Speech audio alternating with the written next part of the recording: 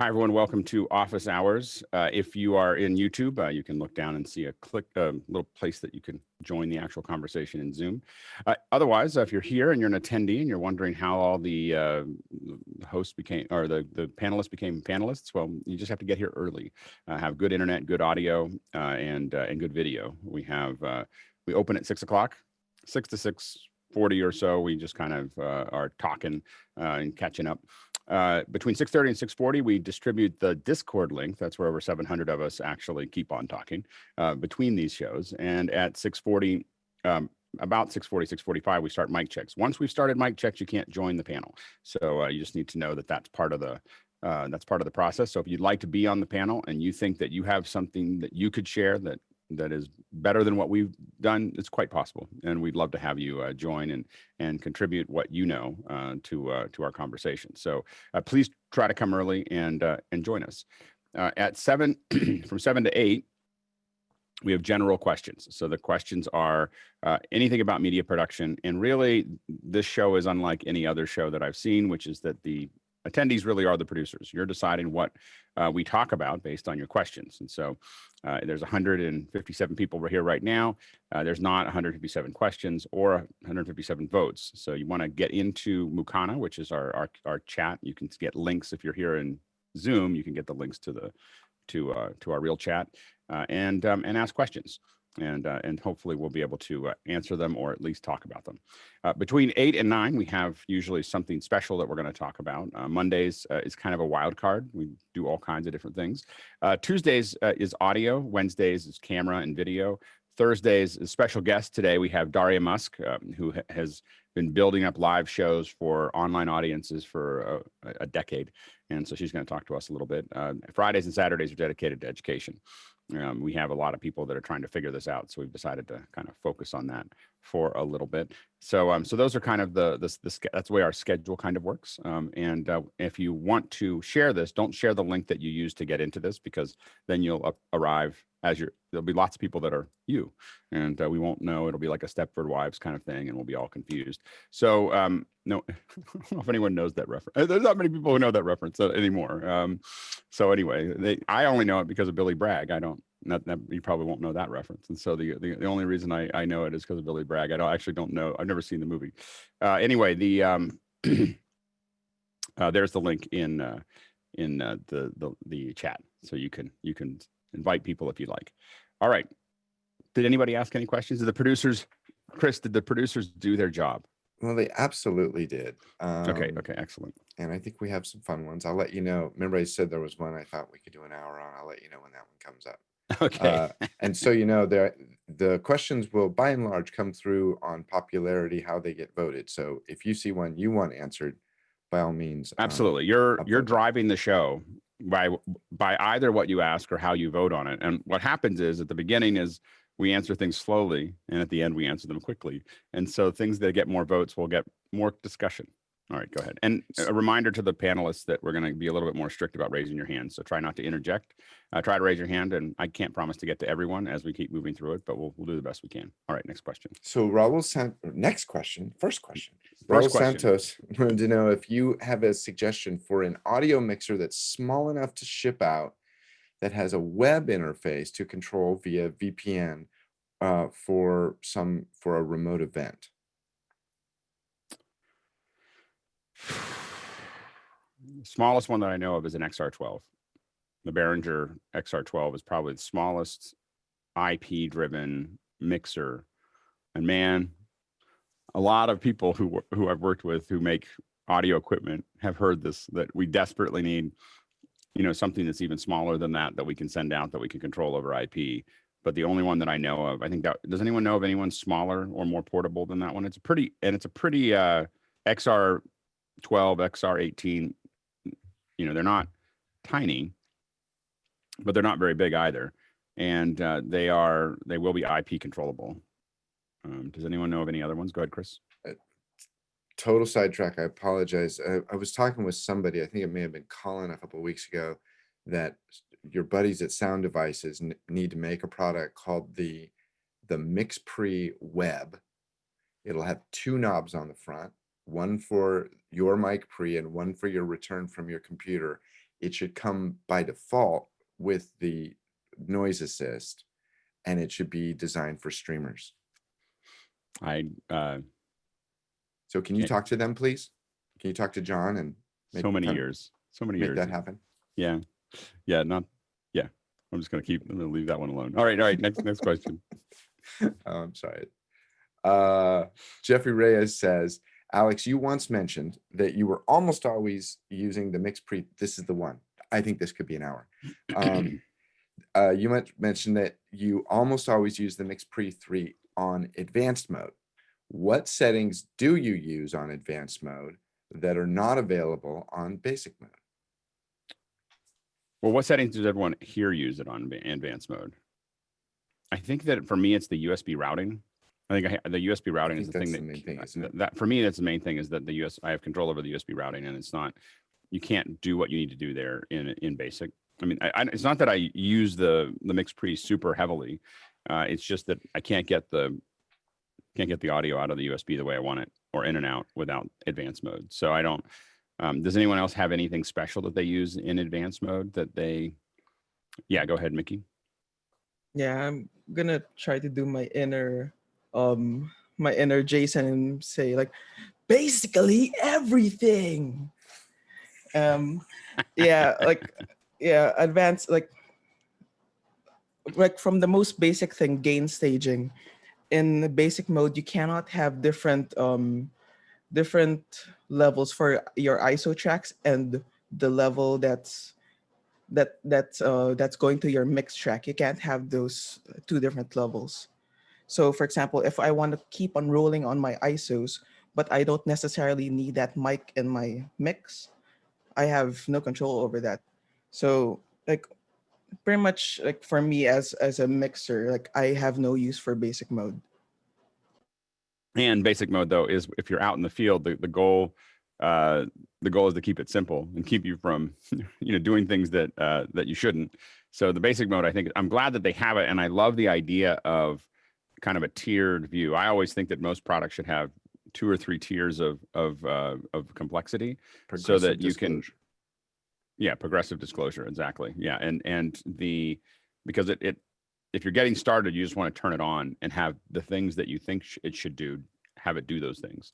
So that's the hard part, is if you make it too complicated. I can tell you that we had a hard time for a long time. We used 788s for almost everything. Like, we didn't know how to use a mixing board, but I knew a lot about a 788. And so the 788 is the precursor to the older versions of what the Scorpio and the 8 series are now. And we had a whole bunch of 788s, and we would literally mix whole shows on it with all these mix minuses and all kinds of other things built into them. But it was hard to find anybody that knew how to do that. And it was really easy. That what you just had to do is reset the board, or reset the 788 if someone gave it to you, because there were so many settings you didn't know. And so having a basic mode that you can just run is useful. Go ahead, George. So I'm using my channel 2 USB to return my Zoom audio so I can hear you guys. Mickey, how are you using the other USB channels? Or Alex, how are you guys using your channels to pass other things? Go ahead, Mickey. So yeah, in terms of the USB streams from your computer back into the MixPre, you have 4 channels of that. Like right now, I'm bringing in Zoom through channel USB 1 and USB 2. And that's not even going to a track right now. I'm just directly using a headphone preset that lets me listen to USB 1 and USB 2 directly. And then, like, I personally don't use USB 3 and 4 because I mean the only time I use a MixPre for this is for, like, with a computer, is for meetings. But I've, like, for example, I've set up Chris Fenwick with a way to have a dedicated track on his MixPre to just bring in audio from his Final Cut session, or from his from YouTube or iTunes. So that's a way that you could utilize USB 3 and USB 4. You could set up a different routing through something like Audio Hijack. Through Loopback. And I will, to get back to Chris's point, would I love to have the USB pre, or the MixPre be able to be controlled over the internet. We're getting ready to send out a whole bunch of kits, and we're going to probably put MixPres in them, but we have to very carefully set them up and test them and make sure that all you have to do is turn the knobs. And it would just be life changing if they connected to the internet. And I keep on changing them because for the Black Magic cameras that we're sending out, of course we get an ATEM for those, lots of them, and so that we can control the camera during the show. But being able to control audio would be pretty key. Go ahead, Victor, and then Courtney, and then Chris, and then Mickey. So I'm wondering, because the MixPre has FTP, if you had to, in a pinch, change something locally, could you then FTP to that other person's machine that far away and drop the file? I don't think so. No, I don't think that's Okay. just not the way it works. Yeah, absolutely. Courtney, and then Mickey. Since the MixPre 3 and like the Zoom F6 have Bluetooth interfaces with local mixers that you can use on a device like iOS or Android, is anyone figured out a way to make a Bluetooth to IP converter that would send now that you those say remotes that, over that? Yeah. Now that you say that, I wonder whether if we did a USB, because it's also got a it has a USB, doesn't it?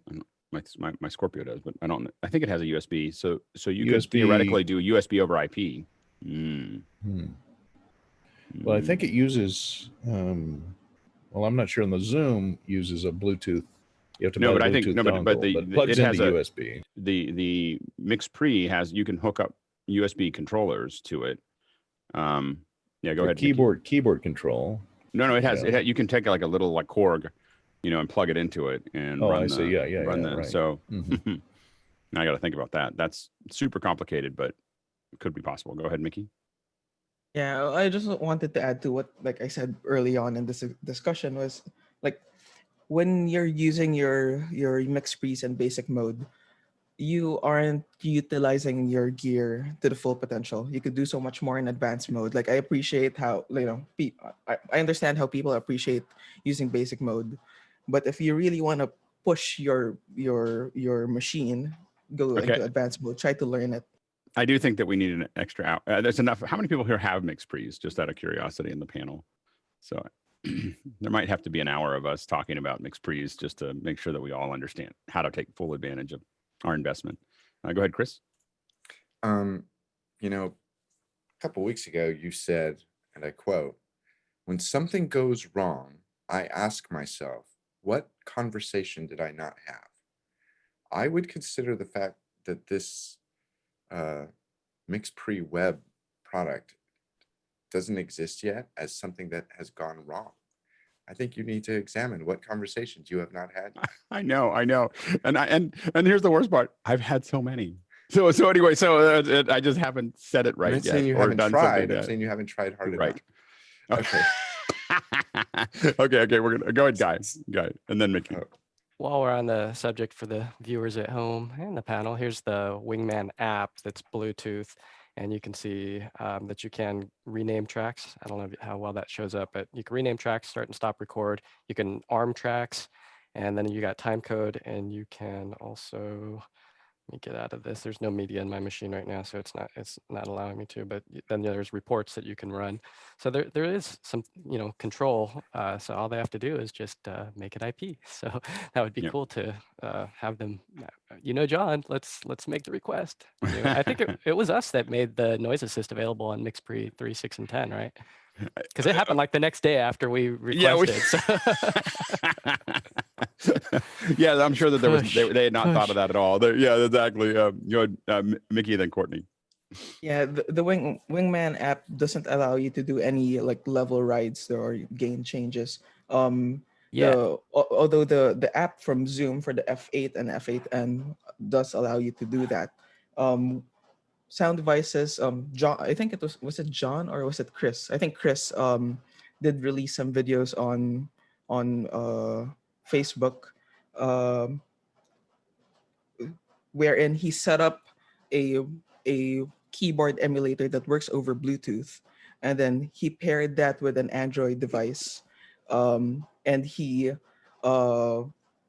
connected remotely controlled Android device using, I think, TeamViewer or something, and he was able to do some gain changes using the keyboard emulator.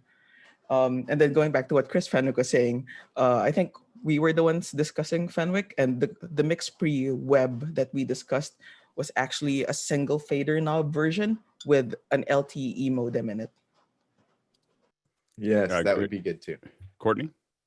Well, Mickey just said basically everything I was going to say. I talked to Tools and Paul and even Matt about being able to control levels off of a Wingman, and apparently they still haven't. Maybe there wasn't enough bandwidth or poop left in the internal hardware to do it. But the Zoom, I've used the Zoom one for the F6, and that one works nice, and you can control levels. And if you could just send it over something other than Bluetooth, it'd be great. Go ahead, Victor, and then we'll move on. Just thinking out of the box here, since it has MIDI and it is controllable via MIDI. I'm not a programmer, but you guys know some, and MIDI is a pretty simple protocol. I think that there's a way that we could do some kind of USB over IP that would probably be the simplest. There's boxes that do that, and so you just need to get those boxes paired up, and then you have a. I can just imagine having. I've got a job where that I might need 20 of them, and I can just imagine 20 little corgs, like all lined up. Okay, what is that person? Let's move his volume up and down. Now I have to do that just for the picture. All right, go ahead, Chris. All right, so Stephen Kimbrough says from Berkeley, where it's 200 and 538 degrees today, the ATEM Mini Pro ISO at $895. Is there really enough there for the $300 uplift from the Mini Pro? The question is, do you need ISOs? I mean, that's the big difference. Do you need to record ISOs? If you do not need to record ISOs, then you do not need the ISO. And it's great that they don't charge us for just one mixer that does all the things. We have ones that don't have multi-views, and we have one, or internet, or internet streaming. We have ones that don't have ISOs, and so you pay for what you need. But I don't like. I'm going to buy a bunch of minis, but I'm just buying the minis because I don't need I looked at it and go, I need to control cameras through it. I don't need the rest of that stuff. So I'm just gonna buy what I need. But if I was gonna do this for a class or small events or other things like that I want to record all those ISOs, and I don't want a bunch of hyperdecks to run the stuff through it, I think I would definitely think about investing in that. Go ahead, Bill. So I've seen a lot of chatter on the boards. I think there are a lot of people who don't understand that the ISO piece of this is for the HDMIs attached to the Mini, and that you have to have some sort of a source internal. They think they can buy an ISO and then scrape things off of the web from these kind of chats. No, but you could have a computer that would, so right, yeah. So you you're have a talking computer, about 2 or 3 computers as sources, which is it's one way to do it. But so you could definitely do that. And so even like a little Raspberry Pi for a lot of things could just be a little HDMI out and into your thing that's grabbing web pages. So you could absolutely do that to pull those, but it's just a matter of whether you need to record. You want all those ISOs to cut back into a show. Go ahead, Chuck, and then George, and then Garrett. Well, what I find a lot of people not remembering or considering is it does you no good to get the ISO if you still need it to be a webcam. There is a way around that and still have both. And for me, that's going to be to use the HDMI out as program, not multi-view, as program into another HDMI capture device. But the amount of time that it would save you by having all of those ISO recordings, and if you are cutting the show to have that project file saved, to me makes it worthwhile. If you're, like you said, if you're doing something where it's cutting classes that are going to be posted on the web, or if you're cutting a show and you want cutting a small show, like let's just say you're cutting a small show and you just want to be able to recut it a little bit tighter later, or you want just the backup that if you made a mistake, you still can go back and grab onto stuff. It's or if you do a show with a bunch of people getting interviewed and then they need to be cut and edited down, like you could send it to Chris and then Chris would cut it for you. Anyway, go ahead, George. So the only reason that I just repurchased a Pro is to test the streaming bridge. There's like this big gap between the ATEM Minis that it's unusable for really if you're doing, I don't want to say high-end stuff, but the HyperDecks could do what I needed to do. But if you look at Aaron's latest video, you'll see the ultimate Mini Pro with 2 outs and the whole 9 yards. I think it's just a waste of money. I think the Pro is good enough for me, the thing that I want more than anything else is the webcam. I want the web presenter to be more closer to the switcher, just 2 inputs or even 1 input. I just need to be able to control the camera. Like I just, for me, what I want to do is go the other way, where I have a little box that is just that runs through the HDMI and just controls the 6K and the 4K. But I think we're going to end up with lots of switchers that just every $300 you have a choice all the way to 10,000 or probably 20,000 at some point. Go ahead, Garrick. Oh, I'm sorry, I didn't have anything. So my apologies. Victor, and then Courtney. The reason I'm getting it is because when I'm doing my sax jam thing, I have 3 cameras going, and right now I'm having to literally cut on the fly, which I know I could do with macros. But I want to be able to take that then and cut it into a reel where I'm my different camera angles, in post, and then put it up in YouTube. So it's going to give me the ability to be a TD in post. If you're interacting with folks, then you want to be able to cut it all live. But if you're not going to interact with the audience, there's no reason to go live, in my opinion. Like there's not like just post it, or you can stream it as live and let them all do comments. But you're better off having a clean experience than to just go live for no reason. Courtney, and then Mickey. I saw something, a slight detour, but this may somebody took apart one of the ATEM Mini Pros to examine its innards. And one interesting thing, Alex, maybe they're moving toward your suggestion. He noticed that on the motherboard, the section for the 2 audio inputs, the buttons that control the 2 mini jack ends, there's another set of unpopulated pads there right next to that for a 3rd audio input that is not being utilized. So interesting. Maybe there's plans to put a balanced in somewhere. That's all I can say. Go ahead, Mickey. Yeah, just going back to what Victor was saying, like about doing the cutting and post, wouldn't it yield better quality to just record locally in each camera instead of going through the mini and its compression, internal compression? The only difference is that you get them all synced. There is a certain level of speed there that you get them all. They're all synced. I also, if you have somebody else cutting the show, it's always good to cut a show while you're recording ISOs, because you will realize that the cameras aren't, if you have cameras that are operated, you'll realize that there's no shot somewhere, if you're cutting the show, that you don't notice when you just do ISOs. Sky, real quick, and then we're gonna move on. I would traditionally use a line cut first and then use the ISOs to separate and modify. Because we used to, but we do so many changes. It's just, you just take the ISOs. The line cut is so far from the final that we just, go ahead, and Chris, I'll let you. What I would say about that, and Sky, this too. If you think about the way things used to be with tape decks, you would have your line cut that came, it's recorded to something coming out of a switcher. And then you take your ISOs probably off of the CCUs to additional things. Because the signal path is so different, you can't do a match frame from camera 2 on the ISO to camera 2 on the program. So you end up having to recut most of it anyway. Like you might be able to take like one shot and like overlay it over a bad cut, but you're gonna have to go back to a camera cut anyway. And I guess what I'd say is multicam is so fast that the amount of time it takes to just recut the thing from scratch is so much lower than, it just, to get back to something that's better than your live cut is. And I will also say with all this stuff with people and latency on the web, I'm always taking 10, 15 frames out of a pause in a conversation. Yeah, so it's not like a little edit. It's like you're constantly, we do an enormous amount of tightening for these post ones, that you're just sucking out all the air, and it makes a much better show than what it was live. If Alex tosses a question to somebody, I promise I'm taking frames out of that response. Out of the response, yeah. All right, next question. Oh, that's me. That's you. Let's take some of these frames out.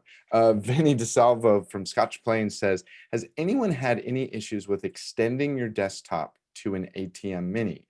When I extend my computer to ATEM Mini and try to share that screen via cutting over, the recipients are telling me they can read and see.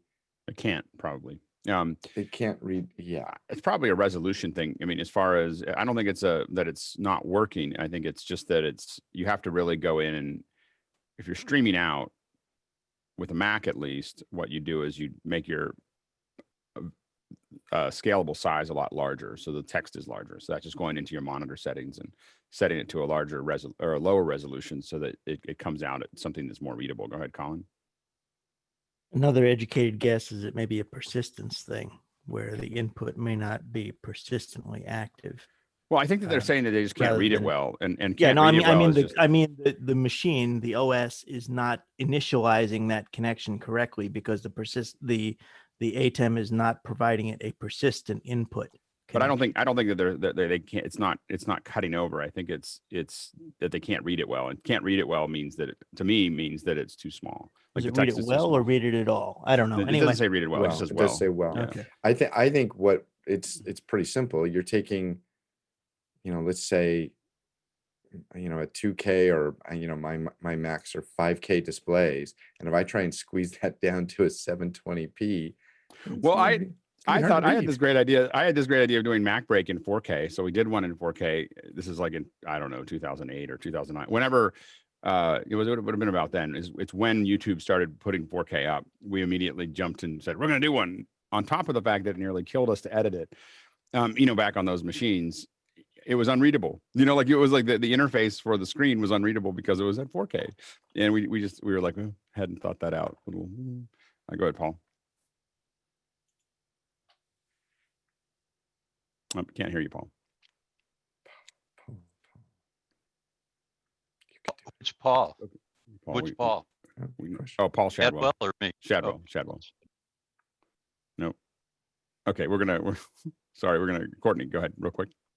If they're on Windows, one thing I would suggest is making the resolution of both your screen, if you can, on your laptop. If your laptop has a higher resolution screen, set it down to 1080p. Yep. And set the output of your second screen to 1080p. And Windows does manage the size of icons as you drag them across in Windows as you go from one higher resolution to a lower resolution. I'm not sure if they do the same thing on the Mac, but if you have the same resolution on both screens and both sets of 1080p is the best way to go. Yeah. Paul, did you get audio back? Paul Shadwell? No, you did not. All right, go ahead, Guy. Yeah, I was going to ask if he was going out to Zoom, because if he does do the request to Zoom through support, he may be able to get the higher resolutions depending on the account. I did that based on Guy's recommendation. I did the request on our account. It wasn't set, but and Guy just go ahead and put it into the support. So I went into the support and I sent it, and then I get this email back. I was amazed. Like I thought it would be just some random thing, and then 3 days later, maybe I get it, maybe I don't. Like an hour later, I go, "Why do you need it?" And I was like, "Oh, I'm doing these, and they're like, "Okay, we'll have it for you in a couple hours." And so it said 3 days. It was like 3 hours, and I had 1080p. Although I haven't gotten a meeting to go to 1080p yet. I haven't figured that one quite out yet. I'm going to go back in and I have it set in the meetings. They just haven't popped up yet, and it's one point to points because we keep on testing it. But I think that maybe it's a group setting that I don't have quite right, so I'm still going through it. Go ahead, Paul. Did you get your audio working? Okay, it helps if you plug in your mic. But is that better? You hear me now? Okay, so I actually have my desktop here extended to the ATEM Mini, and I can cut to it, and I'm just showing you now the extended screen that's in the ATEM Mini. Yep, no, seems to work. Yeah, I think it's that it doesn't work. I think it was just that the text gets small if you don't. What resolution is the computer recognizing that screen to be? That's right. Good question. Yeah, we're gonna keep moving. All right, next question. All right. So Guy Cochran says, George, dude, you're getting a Dell. Can you tell us how you spec'd it out and how you will be using it? George, are you getting a Dell? Dell arrived 2 days ago. So Jeff Kitley helped me out with pointed me in a direction, I should say. So I got it with a RTX 4000, which is spec'd for vMix and for NorNet also. So I got it pretty bare bones and gonna fill it up with some RAM from OWC and hard drives. So I dropped a DeckLink quad inside, DeckLink Duo inside of it to handle some IO from NorNet, and also a 10G NIC card inside of it. So I'm probably gonna drop it in a road case to be able to move it from the house and to the field. I wanted to mount it in the house, but it didn't make sense for a person that travels. I want to be able to be at the flexibility, but Got a pretty good deal from Dell. I mean, if you have a business, Dell would definitely give you a good price on it. But it's got all the IO specs, but you could definitely get it bare bones. I got it with 4 gigs of RAM, so that really dropped the price down really low. And I'm going to fill it up with OWC RAM. So I'm pretty excited about putting it to work. Yeah, we got, I don't have the specs right in front of me. We bought 14 of them, 14 Dell 1Us. I think that I want to say that they're 2200s or something. And then we put a mixture of Duo and 8K cards. And it mostly had to do with whether they were available or not. we needed to have an adjustable IO to go in and out of them. And the same reasons that George got them was we want to be able to, we're testing vMix on them, and we want to test neural net, and we got some NVIDIA cards, not crazy NVIDIA cards for them, but NVIDIA cards so that we could do neural net and vMix and Zoom. And we're using Zoom, and to based on I think Guy's recommendation, we have the second monitor out has turned out really, really good. Like if we can get the 1080p working, we're done with Skype, because it is so much nicer in Zoom to do that second screen. So you pop the second screen to the thing, you have just a little bit of someone's name. I still wish we could turn that off where it doesn't. And then there was something else, there's a little thing that'll come up at the top that'll appear there, and I can't remember what appears, but if you move your mouse, something else appears. So if you scale it in an FS4 by 107%, then you'll never see anything. so we are scaling up just a little bit to get rid of that last little bit of interface. We wish that we could get rid of all of the interface, no matter what we did with the mouse, but that's not quite there yet. And there'll be lots of conversations that we haven't had, as Chris would put it, to try to move that down the path. Go ahead, Sky. Historically, Dell has been a very popular system within the video editing on the Windows side. Now, that's been a few years, but historically, those were the beefy machines. If you didn't want to customize your own, they were very efficient inside. I think Porsche it designed some of the wind function on the inside. It's pretty sweet. We played with buying, building them, and it was just we built a couple to do the test, and then we were like, yeah, we're just going to order a bunch of these and have them all come in 1Us and call it a day. It was just too much trouble. All right, next question. Oh, go ahead, Jeffrey, real quick, and then next question. George, can you put your specs in Discord so I can see what you got? Sure, I'll jump in there later on. Yep. Next question. Mr. Shadwell says, what does the panel think of Divinci Resolve for color grading? I got it free. Got it free with the Blackmagic 6K. Just wondering if it's easier than grading with Final Cut Pro. Go ahead, Sky. It is a linear. It's as close to Premiere as you can get. It's very robust. Blackmagic is aggressively changing and modifying on a daily basis. It's just a different tool, and it comes from a long heritage of just color correction. So that they're adding all of these other things into the umbrella, under the umbrella. To put it in perspective, Resolve, I think, used to be like $500,000 or $250,000 or something. The fact that it comes with your camera is kind of amazing. So it's thank you, Blackmagic. It is very, very robust. That's what we used in a color in a $1 million room down in LA.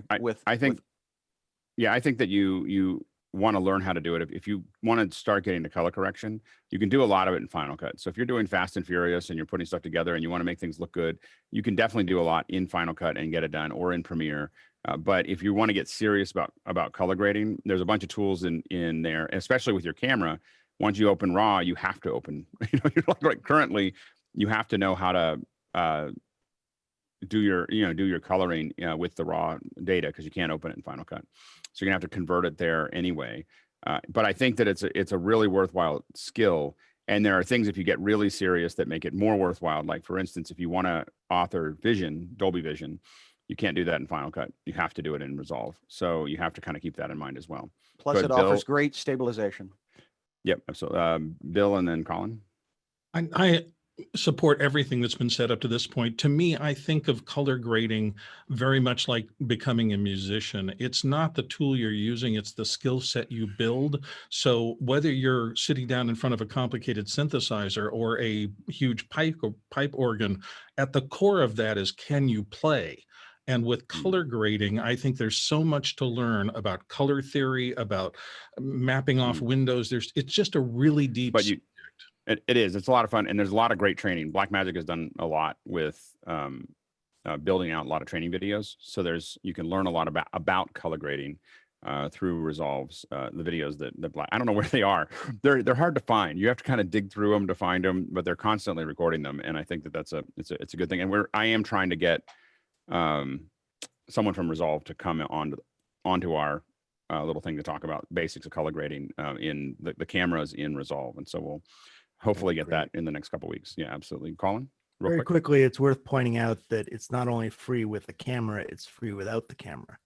It comes in 2 versions, regular, I think, and studio. Studio has some very minor enhancements, and that's what you get with the camera, but the regular version is absolutely worth it. Yeah, the regular version is absolutely worth starting with. The studio has all the things you need if you're in a studio. I mean, it's easily the most robust editing tool, color grading tool that you can get for free. Yeah, no, absolutely. Next question. Kyle Hammond says, what does Mukana mean? Mukana, I have a tendency to name things. I tend to find things in Shona. Shona. I worked in Zimbabwe a lot, and I love the Shona language. I just love the way it sounds, and I used to know a fair bit of it. Yeah, I don't know if I could do a little now. I can teach you all how to say good morning, Magwanani, and then Chris, do you know what you say after that? You're welcome. No, you say Demuka, Kanamamako, and then. Don't pick on me. The best one is Mukana. In the afternoon, you go Masqueda say, and then someone says, Desqueda got a Masqueda, and then you go, and then the second response is always the best because it's always like very irie. It's always Desqueda, and that's like I'm doing good this afternoon, and they have the best word for good. It's so much better. Like we call it good here in Shona, it's Jakanaka. And good is such a Jakanaka. Anyway, so I love the Shona language. Mukana is from Shona. It's also Finnish, and they're kind of related a little bit, but not related in actuality, but in the meanings. But Mukana is a possibility due to a favorable combination of circumstances. So that's what Mukana is. All right, next question.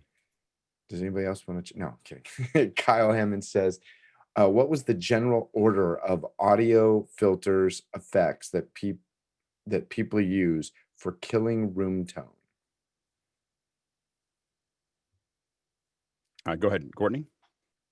The best way to kill room tone is physically with dampening put into the room rather than electronically. That's my 2 cents.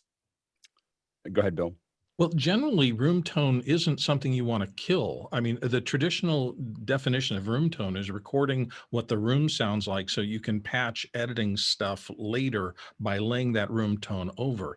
If the killing if a room sounds bad, if it's got motors running or air conditioning or something like that, basically what Courtney is saying, you want to work really hard in the field to kill that there so that it doesn't infect your soundtracks. Yep.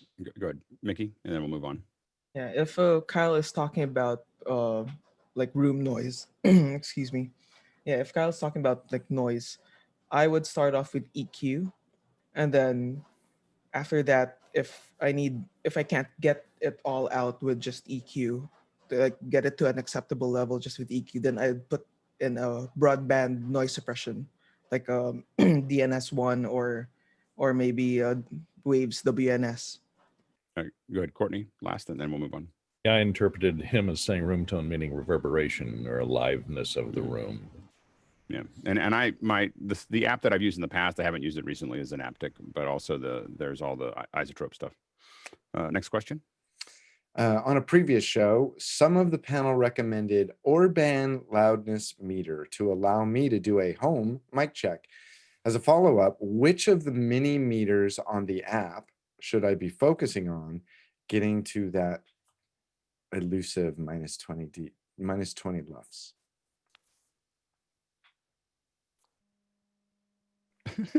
I haven't used it, so I'm not sure. Go ahead, Bill.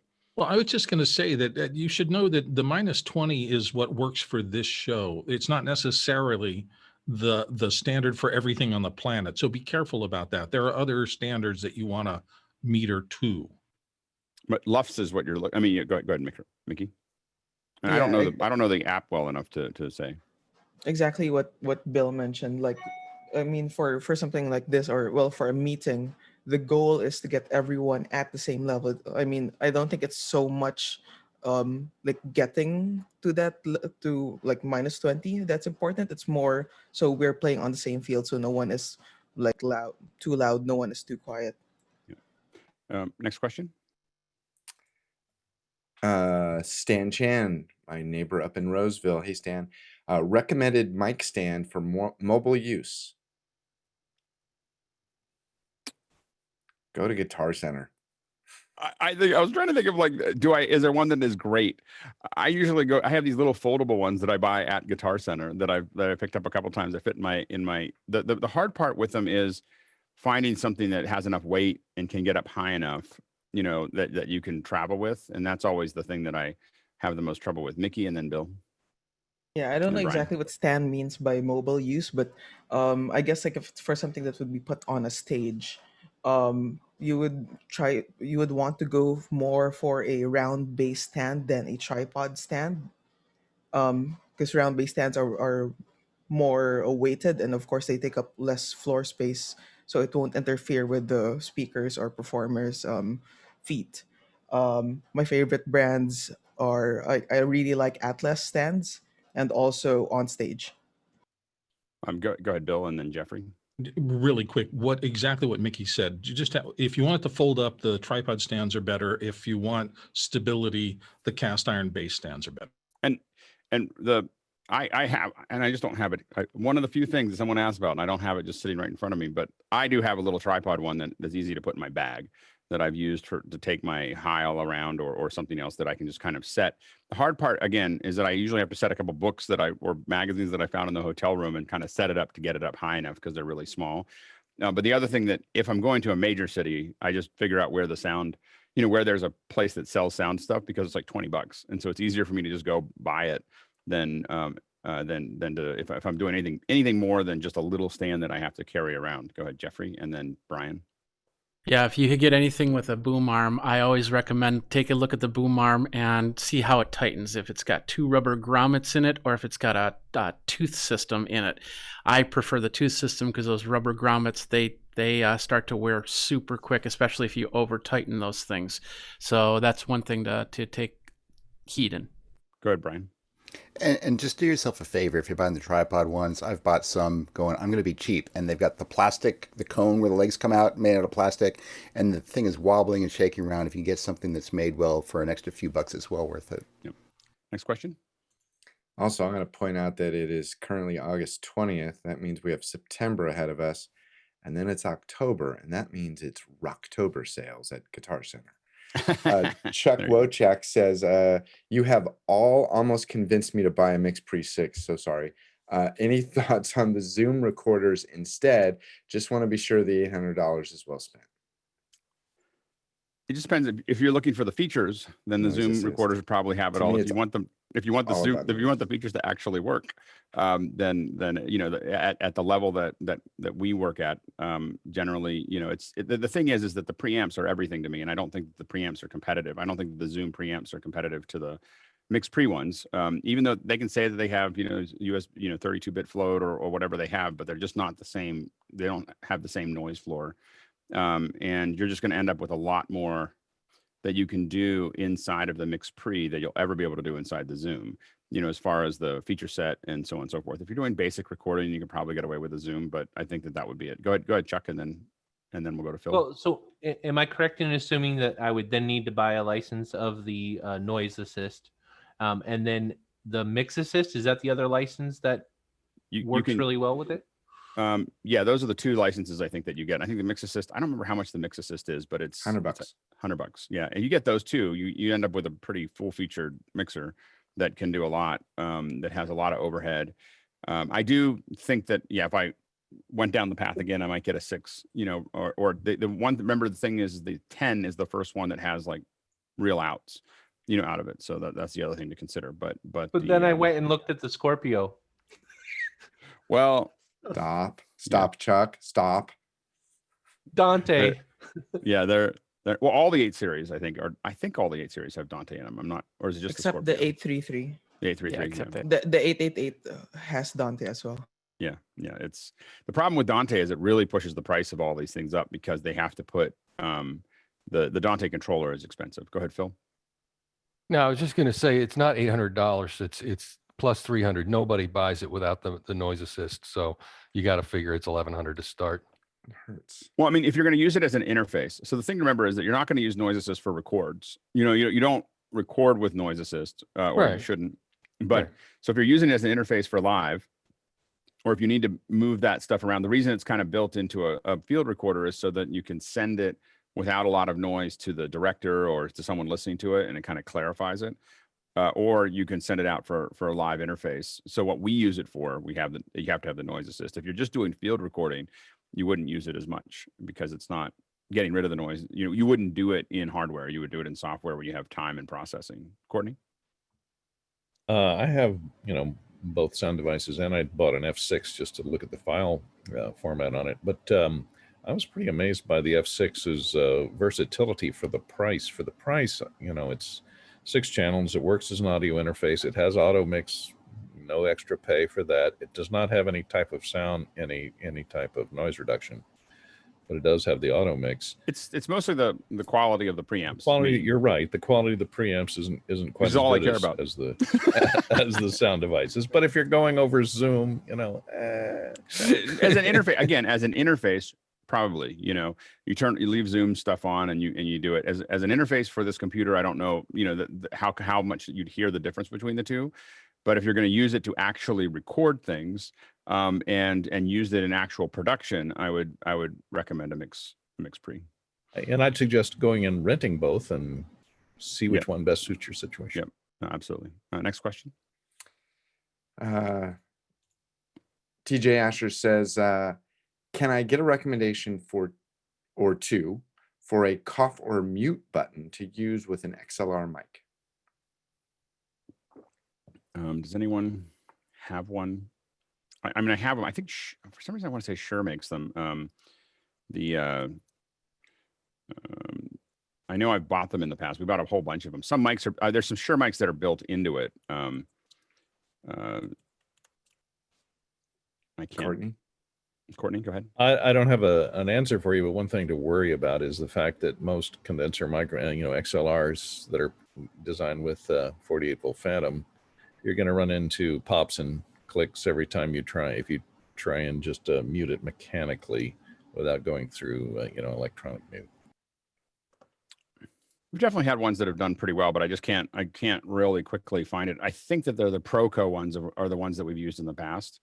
Proco makes a whole slew of them, and if I remember correctly, they work pretty well as far as that goes. But we haven't spent that much time on them. They're usually just there for an emergency or something. But I'll have to. And then you start getting into like real interfaces. Are like Studio Technologies makes a variety of announcer interfaces that have the headphones, and they have and once you get into those, now you're getting really really good controls over everything. And so Studio Technologies is for some reason, there's a lot of sound in Wisconsin. I haven't quite figured it out, but you've got audio implements, sound devices, Studio Technologies. There's a whole bunch of them, and I'm not sure. I think it's in the cheese. Go ahead, Jeffrey. Smart cows. Go Badgers, by the way. Yeah. All from Wisconsin. So we're going to go into speed mode. Go ahead. It's the Proco sign-off latching. It's under $100, but for microphones, if you're talking dynamic, you have the 58 is the regular dynamic, but the 48 actually has a mic switch on it. The SM58 there's a version with the mic switch, and we just have to be careful. We never give them. That's the 48. It's 58. That's the 48. It's a 58 with a. No, but it's called the 48. It is a 58 with a switch. It's 48. When you buy it, it says 58 with a switch. Anyway, next question. This is an interesting one. Thank you guys. You guys have done a great job of finding budget-friendly solutions, assisting teachers. I'm going in the other direction. Cost doesn't matter. I'm looking for a small 4-inch by 6-inch or close AC operated red soft lights. LED.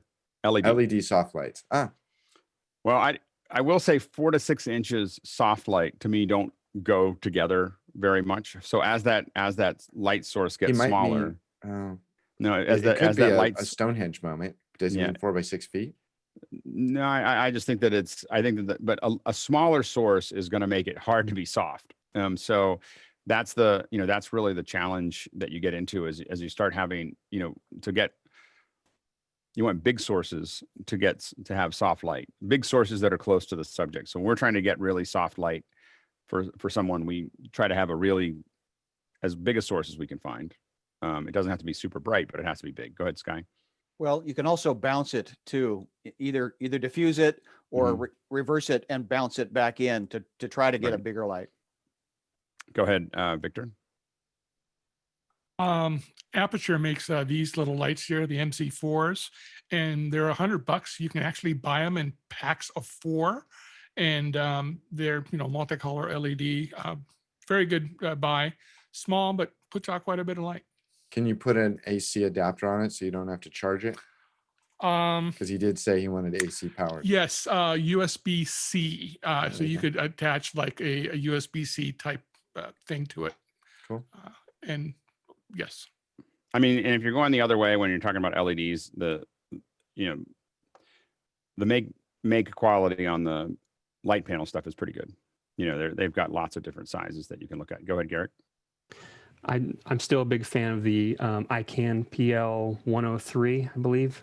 It's the, I have it here. It's like 10 inches long and about 3 inches tall. It just gives a nice soft, I think it's nice soft light. I'm a fan of those. Yeah, absolutely.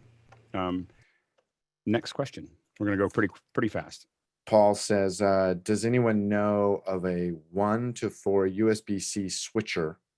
I've looked all over Amazon and eBay. It doesn't seem to exist. The ATEM Mini Pro has a USB-C out to my computer, and I want to be able to switch between 4 computers. Talking about a KVM? You're talking about a KVM? He says a USB-C switcher. He wants to be able to. No, I have a KVM. I just want to be able to a pure switcher, nothing fancy, but it doesn't seem to exist. You mean to switch between USB cameras? Yeah, no. No, he wants the output of the ATEM to go to 4 different computers. Yeah. It has a USB-C. No, there's all kinds of crossing the beams there that I don't think it would be a good idea. Jeffrey, go ahead, real quick. Come back 10 seconds each. Go ahead. You hurt the bus basically if you're switching back and forth between USB-Cs through a push button. Because it's carrying power, it's not like real power. Yeah. Mickey and then Beju. Yeah, I think a KVM with a USB 3 connection would work. Give that a shot. Beju. Yeah, just a second on the KVM. You can get USB-C to USB 3A cables easily enough, so you might be able to use that with a standard USB 3 KVM. Next question. Gregory Wheeler says, what is the best NVIDIA card for OBS on Windows? Best.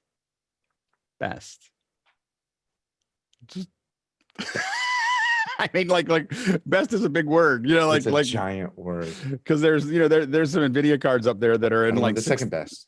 Like yeah, exactly. I mean, I think the high NVIDIA, they make you think of the gaming ones, but there's a Pro series. So when you're saying I want the best, you're talking about Quattro RTX 8000s, right? So Quattro RTX 8000 is $5,200, and it would be the best that you could get for OBS. Do you need more than a 1080? Probably not. Like a 1080 or maybe a 2080 card is probably a couple $100, and that's going to give you all that OBS is normally going to need. So I would say a 1080 or 2080 cards are fine. But if you want the best, then the RTX 8000 is amazing. And I've had really $5,000 for a video card. Oh, dude, the specs. No, you really need to have. It's crazy. So you can spend a lot. I mean, a lot of the stuff you got to get. It's got 48 gigs of VRAM and 4,608 CUDA cores. So anyway, it's got a lot of horsepower. So if you want to, I don't know what you would do with that much horsepower for video editing, for rendering, and for pre-visualization and a lot of things. It's really useful, and that's what we use it. We use it to drive big screens like LED walls. You have a couple of them all pushing it out. You need that kind of power. But in fact, we've had a couple of machines with a couple of them in there, and they work real well. But it's that's when you ask for the best, the most reasonable or the most proper would probably be a 2080. I think. Go ahead, Jeffrey. Yeah, 2080, 2070, and 2060 are the NVIDIA model numbers. If you're gonna go, if you're thinking like 20 cameras in and 20 monitors out, then you're at the point where is OBS actually going to be working well for you for that type of thing. So I use a 2070. It's a great card. Yeah. Next question. And Gregory, we don't mean to tease too much. Maybe just a little. John Idelson says, what does the panel think about Zoom client going to work on the portal from Facebook? Zoom client going to work. Being able to use Zoom on a portal. The portals have been really popular in the business world. So I think what is a portal? A portal is it's like a screen. It's all in one. It's like a screen that you can do video conferencing in, and you can put it in your house and it's got lots of it'll do auto following people and everything else. It's got, well, at least inside the Facebook one. Anyway, so that's I think it would be cool to have it. It'd be a better use for it. I think that portals have been really popular in business and less popular in homes because not a lot of people want that camera just sitting around. Go ahead, Paul, real quick. Hey, I've got 2 portals hooked up to my ATEM Mini Pro. The problem with it is, don't you have? That's amazing. All right. There's a lot of stuff I don't have, but let me get to the point. The point is that they put a lot of stuff in there that you can't get rid of. These little buttons that, where you chat with your friends. So you can't use it as a pure video source. You get all this junk from Amazon on there. But as far as people joining, you can possibly, joining into a Zoom, it could be useful. Yeah, absolutely. Totally. Okay. Yeah. Cool. Well, you meant Facebook. Yeah. Right? All right. Next question. Stan Chan, neighbor to the north. Best NLE on Windows for quick jobs. Best NLE on Windows for general use, and why? Any question? Gotta go fast. Colin. What is an NLE? Resolve, free and robust for both. Yeah, go ahead, Sky. Vegas. For fast and quick. I mean, I'd say I'd lean towards Resolve on a PC, and I think that would make sense. Go ahead, Beju. Yeah, Resolve on the PC. Just one point that on the free version of Resolve, you don't get full GPU support. You need the Studio version to get full GPU support on Windows. On Mac, it's automatically on free. Just that you can use one GPU. For multi-GPU, you need the. Any questions left? One more. Go ahead. Stan says, is there a hardware audio chain option that works as well as software?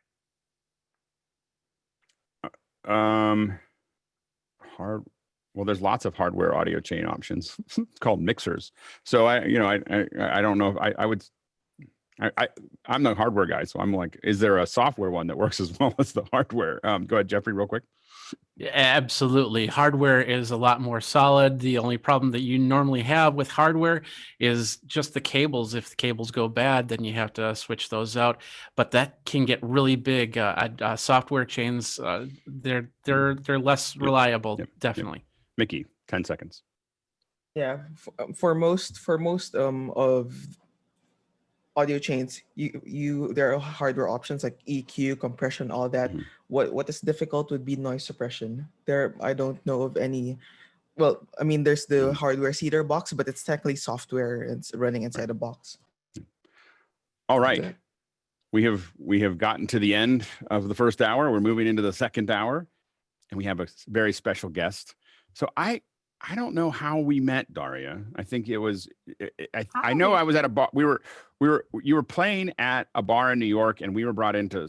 We were in New York anyway to do another event, and I think Colleen introduced us. Does that sound about right? I think it goes back farther than that. So we'll have to give everyone backstory. Yeah. Hi, everyone. By the way, Daria. This is Daria Musk. What's up? I told Alex on our tech check last night, this is just an excuse for me to get to hang out with Alex and all of you guys for an hour. and the regulars here know I've been lurking for the last few weeks and hanging out and asking questions. But Alex, I think it was definitely like a Google matchmake, I think, because I had started to do do a bunch of stuff on Hangouts with them, and then started playing live shows with Hangouts on big screens, like all over the place. And the second we started doing that, they told me that you guys were going to help. And then you were just like, to us, you were just these guardian angels that started showing up everywhere. And we were so grateful. Our job for years was like, we were just like Google's henchmen, and they would just go, this important person is going to go do a live event, and your job is to make it work. So and so that was the and it was what I was amazed by, and was Daria has been ahead of what we're doing now for a decade. Where what I was always interested in is how good you are at understanding that the audience is something that you're going to interact with all the time. It's not something that I think that there's a lot of artists that have it like they do the audience interaction because their PR person told them to. And, and I think that we saw that last week with Brian Vander Ark, where he understands it. And I think that, but even long before that, you were always doing things where the concert really was about hanging out with a bunch of folks, and playing some music, not about, I'm going to play my music and then I'm going to answer a couple questions and then go back to my music. It was really more about that whole conversation and the ability to talk through it. How did you get started in all of that? Well, it's really easy to have that as the way you feel when you've been wanting to play for people your whole life, and you've been playing coffee shops and clubs and hoping that maybe like a couple of people will show up. So what happened was my club ended up just being Hangouts and being the internet. And so when people showed up, I was so overwhelmingly grateful, and I still am. I'm always going to have that kind of like, chip on my shoulder of having played so many empty places that I wasn't even old enough to get into. This guy would sneak me in places so we could play. And so when people showed up that first night, when I did my first Hangout, I was so blown away that they were there. And not just that they were there, but that they were from all over the world. And, like 8 years ago, that was a pretty mind-blowing concept, that not just that they were there, but that I could see them. And I always tell people, that we could talk to them. And I always say, in that first show, someone turned their laptop to the window and I saw the sunrise in Norway while I was singing a song. And, stuff like that just completely blew my mind and changed who I am and changed the way I approach music. And it's funny now, like we were talking about this last night, like watching everyone sort of catch up to this Hangout-y kind of feel. It's Zoom now or whatever it is, but this face-to-face, we're all in a box together thing, no matter where we are. And even watching it, on the Democratic convention last night and stuff, like Kamala Harris was on stage and there were people clapping on a big screen next to her. And I was like, that's our thing, which is so exciting. But even with the time that we're in now, I do still see a lot of people like calling things live streams. And I'm like, that's not live. Like you're pushing a video. That's not the same thing. Or when I ask people like, okay, what's the best way for me to get the comments when I'm on this platform or that platform? Or can I get all the comments together if I'm simulcasting? And people were like, oh, that's not built in. And I'm like, then why are you live? Like, why are you live if you're not going to be talking the whole time? And I pride myself on, I've gotten pretty good. We'll try it later at like keeping eye contact with comments while I'm playing a song, and I'm fully immersed in the song, but I'm also like trying to keep track of what somebody just said. And sometimes it makes for some pretty funny gaffes, but it's a blast. And by the way, for all of you watching, if you have questions for Daria, make sure to start posting them into the comments. So go ahead and push those questions towards us. Now, you started, was G+ really where you got started as far as the online performances? Oh yeah. Oh, 100%. 100%. I was trying to do it like all of my heroes who had come from like a completely different era were doing. I had heard the story of like the police came to the States and they played CBGBs, and then there were only 3 people there, but those 3 people were radio people, and then they turned into a big deal here, like that kind of thing. And so you played CBGBs. Yeah, right before it closed. You had the CBGB. It was the gallery. It was the CBGBs itself was closed. It was like the cutesy gallery next door, but we still called it CBGBs. But same bathroom. Oh no, I've been to that bathroom. I've been to that. I saw, who did I see? I think I saw the Posies at CBGB's in 1991. Yeah, it was so back, but yeah, that's a horrible. It's a horrible bar, but an amazing set of bands, and you feel like you earned it when you went there. You know. Definitely. And so it's interesting because I always think that I'm really glad that I kind of pounded the pavement and cut my teeth in a more traditional way before I started the internet stuff, because and everybody in this room right now, all of you guys know that if like anything can go wrong, it will go wrong. It's major Murphy's Law when it comes to live streaming. And it's the same when you're playing live, a cable's gonna, short out, or your guitar pedal's gonna die. And, or as we learned, as we got into doing the live hangouts from different places, like I think the one show that went really wrong was the one show you guys weren't there for.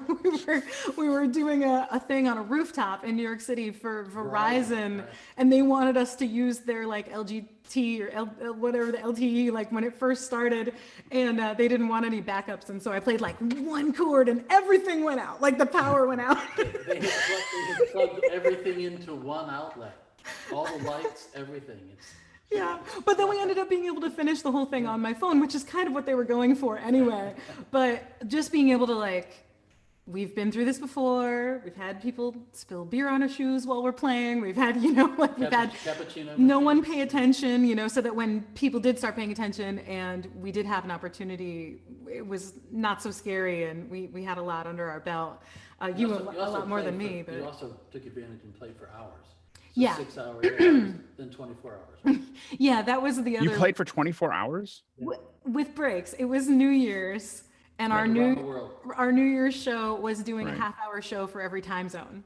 Oh, that's great. And so we've kept going on and off, but that was, I think, still the hard. There's a time loop of that show on YouTube, yeah. But I think that was the hardest, but maybe most rewarding thing I've still ever done. That was really crazy, but really fun. Yeah. And how did you build the following, on G Plus to start with? What did you do other than just show up? Yeah, I mean, I think it was a little bit of right place, right time. I remember, I'll never forget, my first post was like, hi, I don't know what this is, but I'm going to try this thing, and maybe if anyone wants to come, that kind of thing. And just being kind of I think I was one of the first people to play music into a Hangout at all. What Cheese said from Google was the first professional Hangout, because we ran the Wasn't that professional? we ran the studio into the Hangouts. Right. It sounded fine to us, and everybody seemed to like it, so we assumed they were hearing what we were hearing. It was god awful when we heard somebody gave us a bootleg of it. It was this codec thing, Yeah. Right. But they loved Daria's voice, so when we started playing live and they came. Google people came to hear us play. They said, "You've gotten so much better." Yeah, that was a really easy bar to clear. That was funny, but well, and, and it was fortunate that you had folks like Lauren Groves, who actually, so the product manager for product manager for Hangouts was a friend of mine, Lauren Groves, and he. Because he's a musician and because he's a singer, he was super sensitive and really kind of pushed it. And I was always amazed at how much a product, you think a product in a big company is the culmination of lots of things, lots of people and meetings and research, but sometimes it's just a person who thinks that this is important that will champion, moving through that. And so it was interesting. Yeah. Yeah. It's always exciting. It definitely spoiled me forever, the fact that Google paid attention and that they noticed, because now I always want to give feedback for any product that I use ever. Yeah, exactly. but it was well, really you want. It was a special moment, and in that first night, to answer your other question, it just kind of went viral live in the moment, because a couple of people joined and they started watching, and I was singing for them, and I was like, I'll keep going, because they said there's a line around the block of people trying to get in, and they were just on the comment feed being like, there's a girl singing in here, and it wasn't broadcasting outside of the room yet, so it was like all of a sudden I had started a speakeasy and everybody was trying to get in. And that first night we played for 6.5 hours, which is how the marathon thing started, and kind of why we don't do that so much anymore is now we can broadcast out to everybody and everybody can still have a chance to join. But at the beginning I had to keep going for people even just to be able to have a chance to hear it. Because they were jumping into it. No, absolutely. And yes, and then after G Plus, so it just kind of closed up pretty quickly. How did you adjust? Where did you go from there? Yeah. Well, we just kind of went everywhere that existed. We've been doing, I like Instagram a lot. You know, I don't love Facebook, but Instagram Live is really fun because of the functionality that's built into it. It's one of the things that feels the most connecty to me now. I still miss having the faces all the time. In this new era, we've been trying to think about, you know, like, do we want to try to do this through Zoom now or something like that? It's always tricky just letting people join free for all. Like, we were very trusting, and it was a very sweet and kind of innocent time in that little corner of the internet. For me, we never had any weird stuff go down. Everybody that joined was different and beautiful and fabulous. Right. But yeah, so we just started, you know, doing YouTube Lives and Facebook Lives and Instagram Lives. And the really cool thing was it made it so that we could go all over the world for real. And so, you know, we've played on like 3 continents in person now, obviously before all of this stuff. And so it's been interesting in this new era to be kind of driven home to where we started. And there's something strange about it, but there's something really beautiful about it too. And it's been fun. Like, I know you've been helping us again, like level up all our gear and get like even better than we were before with all the tech. And that's been really fun. Now, as a reminder to everyone to go ahead and start asking questions for Daria. We've got a couple coming in, but before we get to those, could you play us a song? Yeah, sure. Okay. Absolutely. So we were thinking we would do something new for you guys. I'm sure most of our songs are probably new for most of you, but this is our first quarantine song, the first one I wrote in quarantine, and it's called Down to Earth. And I hope you guys like it. Okay. Ready? Mm-hmm.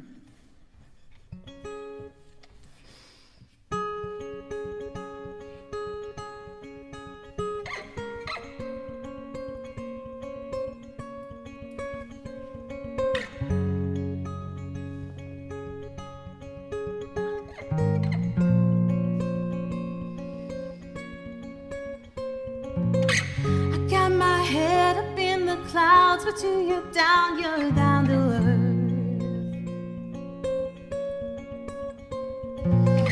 I'm feeling something deeper than I expected for what it's worth.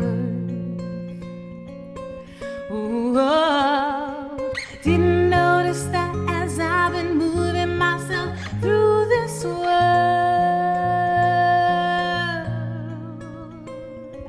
I've been holding my breath until I met you and I exhale.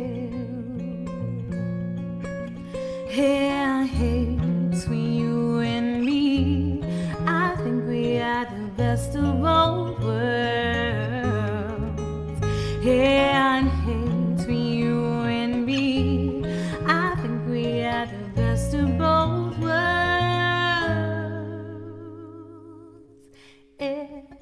Thought I knew what you would be, but that's just me, I overthought.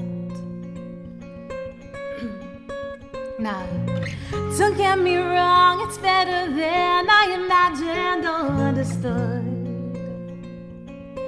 Ooh, oh, talking like this, to be honest, feels like breathing somewhere.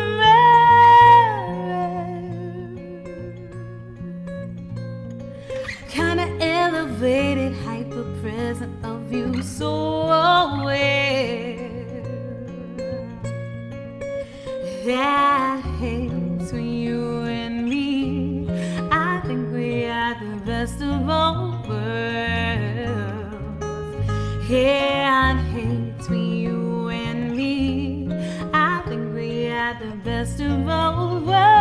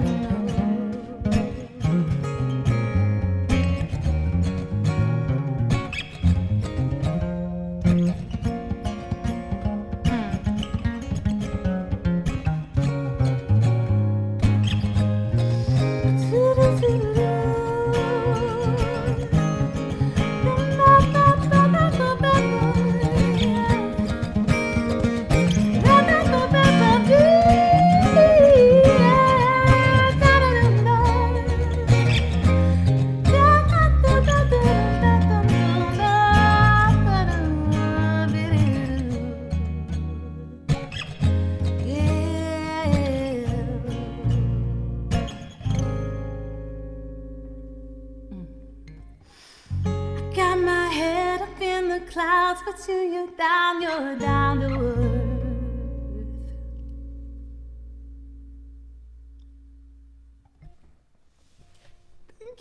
That's our ASL, the ASL clapping. Yeah. So that was amazing. That was great. Thank you. Thank Really. Thank you. Great job, Really man. great. And we were worried about the audio. I think that the audio sounded great. Sounds awesome. Yeah, I Sounds was awesome. gonna say the same thing. I was like, worried. I was like Mickey and I are texting. I was like, is she on that? Is she speaking on that mic? Is something right? And then the music happens. Like, oh, okay, it's beautiful. Oh, thanks, guys. I know. I was like, everybody talk to me. I love this is my hangout thing. I love seeing everybody. This is so great. Yeah, no, that was our. We haven't finished the bridge yet, so we'll jam. I'm so glad you guys like it. It's so fun. This guy's amazing, huh? Both Dude, of you, Dude, amazing voice. It's very cool to get to Amazing. be able to play with your main hero like all the time. There's definitely like a master apprentice thing that I think is sometimes missing in music these days, and it's something that we're really proud to kind of like do out in front of everybody, and it's great for me because I'm always learning. But it's funny you asked like. Where have we been since the thing? And the thing I forgot to mention was like all the other stuff besides just live streams that we've been doing. There were some weird, and this could be fun for opening up to questions later too. Like the weird thing about it was getting to be on the front edge of something and getting to be like, oh, I think this would be cool. And then having companies actually build stuff around those ideas opened up a whole thing where I have a sort of an inside out career where I'm a musician in real life, and then I moonlight like as a consultant and stuff like that. So that's really cool. And then somewhere along the line when we had like a lot of ads made about us and everybody wanted to like send us gear and have us show their stuff, and we had so many film crews come to the house and set up like craft services on the lawn and over that like the first couple of summers, and I never thought the videos were that cool when they came out. I was always like, oh, that doesn't really feel like me. It's a little hokey or whatever. And so I did something that I'm sure all of you guys have done over the years. I picked up a camera for the first time and started trying to like shoot my own stuff. And now doing video and filmmaking is like half of what I do. And we're planning like a whole series that we're very excited about like the craft of making songs and making music and just trying to like make the things that I wish existed that I think that I would be a huge fan of if they were already out there. So that's the whole other half. So we're excited about like the music that's coming up, and we're capturing it in a brand new way, and it's going to be pretty cool. That's amazing. Yeah. We got questions are starting to roll in here, so we're gonna ask you a few. Blair Anderson asks, how much of your journey happened organically, and how much of it was intentional or planned? Ooh, wow, Blair, great question. It's interesting because I think that it's both at the same time. Like I always intended to I wanted to be a paleontologist when I was like 4, but then I wanted to be a musician. Like pretty quickly, I was raised by musicians. We got this guy here is a brilliant film composer also, which you should have him back for a second hour to talk about that stuff that he does. And has been in a million bands. My mom's a Juilliard trained flutist and won international awards for that. So I grew up in a house where music was being made all the time. And I think pretty early on, how old was I? Was I like 8 or 9 when I realized I could kind of sing? It wasn't great. Movable dog, yeah. That was. It wasn't great. I was not a prodigy by any means.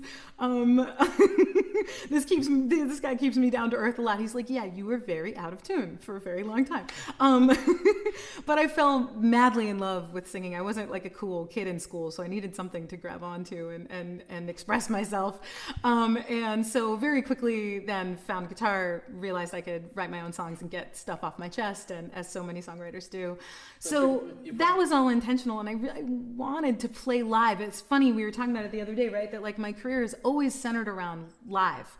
It's never really been about recording. It's been very fun now to get into recording in a way that I've never really been into it before and build these like soundscapes that I've always dreamed of. But it's always been like playing live for people, playing live online. And we had been playing clubs and small festivals, and we had about a 2-hour set. So we were well rehearsed. We actually opened for Niels Lofgren, and we thought thought this was it. We're gonna end up with Bruce Springsteen. Right. Bruce Springsteen's going to hear about me. And then the next gig was in a dive bar that she talks about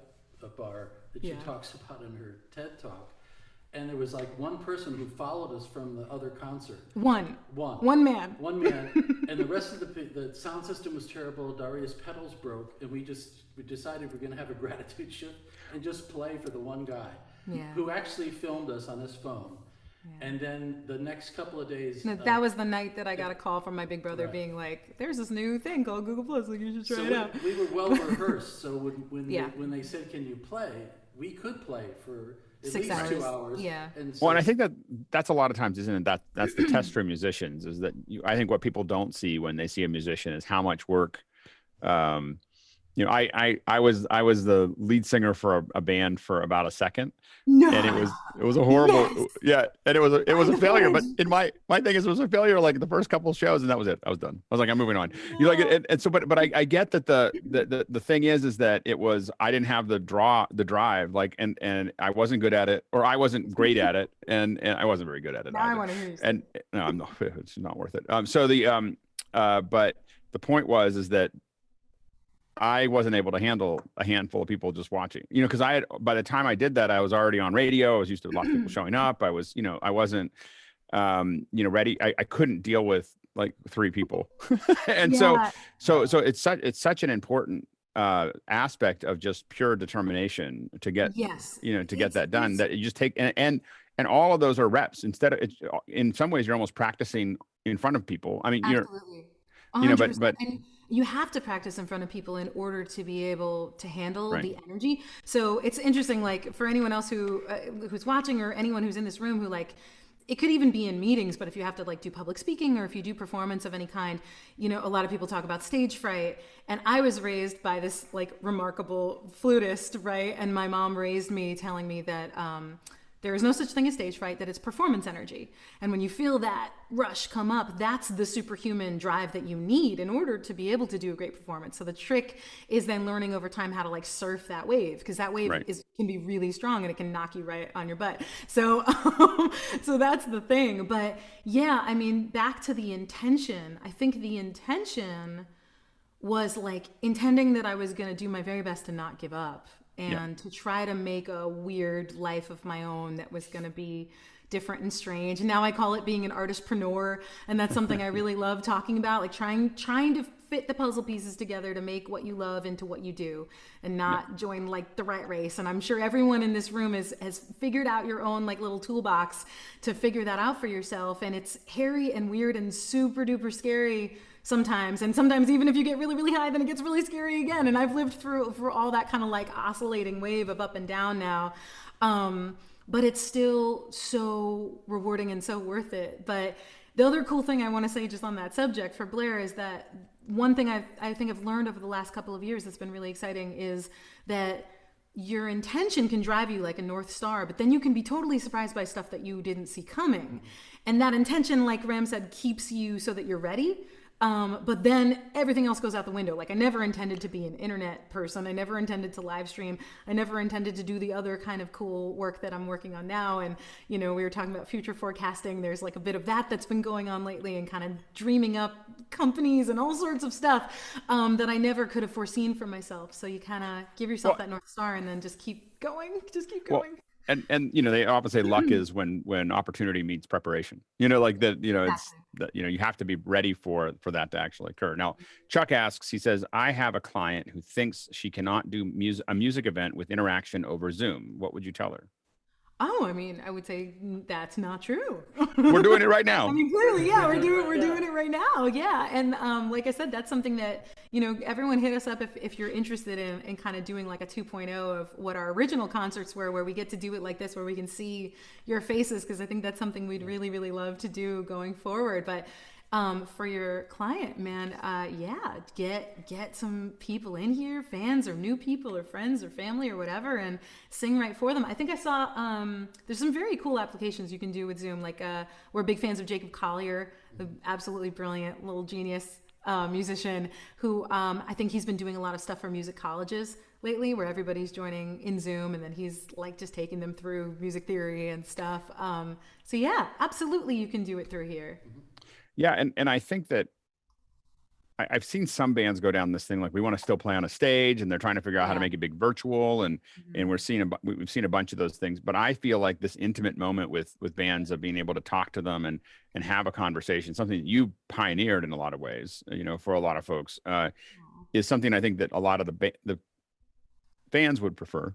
It's not what the event companies want, and it's not what the bands have thought up on their own, and the event companies are trying to figure out how to keep it big, because I believe that if people get used to watching what you just played there and what we saw last week and what we'll see next week, that when they go back to shows, like I know I got to a point where I just don't like going to shows over 500 people. Like I don't, like, to me, it's like, it's too much stuff, and I watched the band.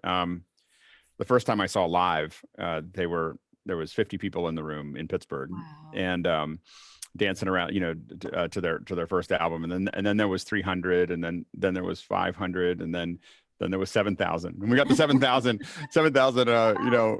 I was like, okay, this is I don't need to see. I'm waiting for live to come back to 300 or 400, and I actually, but it's just I think that there's something about this closeness that is so powerful. Paul Wallace asks, oh, you're gonna say something? Oh, I was just gonna say, music in and of itself is such an intimate exchange between the performer and the listener, and we have that intimacy like through headphones when we drop an album or something, but this is the way to do that experience live and in person. And big shows are an awesome thing, and I hope I get to play super duper big shows one day. We've done a few, but there's something about this that is incredibly meaningful, and it's meaningful on my end. And I gotta say, I was there last week when the